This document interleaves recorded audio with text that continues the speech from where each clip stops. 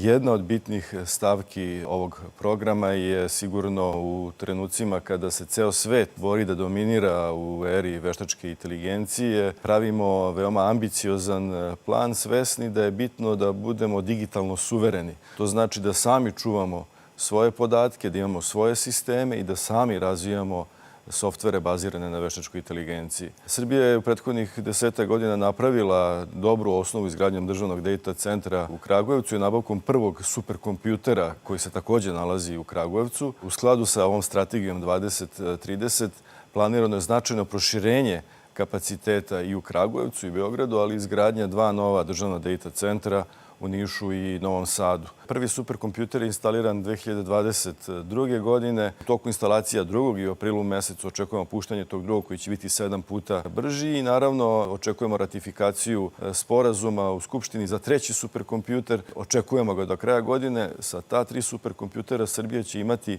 značajne, rekao bih, možda i najveće kapacitete u ovom delu Evrope i to jeste baza za primjenu veštačke inteligencije. To nam daje sad dobru osnovu i dobar temelj da u narednih 10 godina definišemo i narednih 100 godina.